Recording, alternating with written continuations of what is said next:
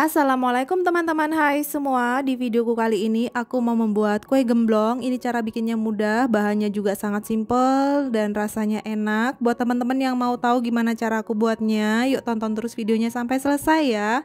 Dan buat teman-teman yang belum subscribe channel aku, boleh di subscribe dulu ya, biar aku lebih semangat lagi buat video-video baru. Langsung aja ke cara pembuatannya. Pertama-tama kita siapkan wadah. Kemudian kita masukkan 300 gram tepung ketan putih. Kemudian kita masukkan 6 sendok makan tepung beras. Tambahkan 1 sendok teh garam. Selanjutnya kita aduk sebentar. Kemudian kita masukkan 300 gram kelapa parut. Aku menggunakan kelapa parut setengah tua. Sebelum diparut kita buang bagian kulit hitamnya. Kemudian kita tambahkan santan kelapa. Ini aku menggunakan 400 ml yang aku masukkan secara bertahap sambil kita aduk seperti ini. Oh iya, buat teman-teman yang sudah subscribe dan dukung channel aku ucapkan terima kasih ya. Semoga kalian selalu mendapatkan rezeki berlimpah, selalu dimudahkan segala urusannya, selalu diberikan kesehatan dan selalu diberikan kebahagiaan.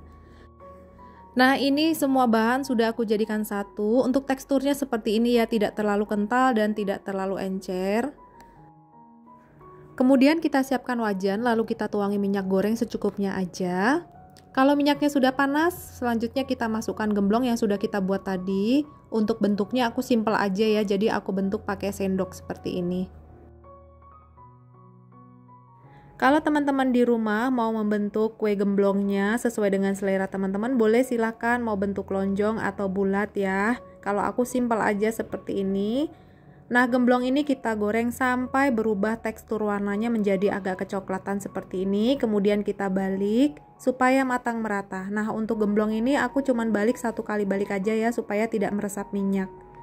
Kalau sudah semua berubah menjadi kecoklatan seperti ini, akan aku angkat dan akan aku tiriskan.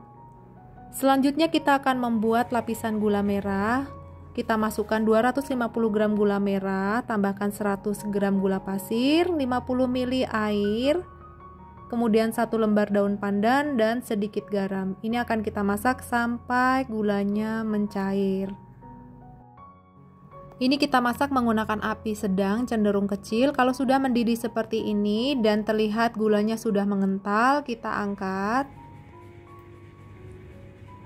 Selanjutnya kita masukkan satu persatu gemblong yang sudah kita goreng tadi. Oh ya, buat teman-teman kalau mau memasukkan gemblongnya pada saat masih di atas kompor boleh ya, tapi ini aku angkat aja supaya lebih gampang.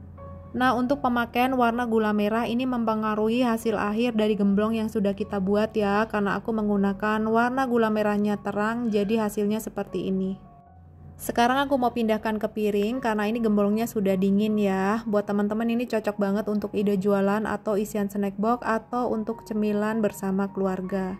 Sekarang aku mau cobain satu, gimana rasanya gemblong buatan aku. Bismillah.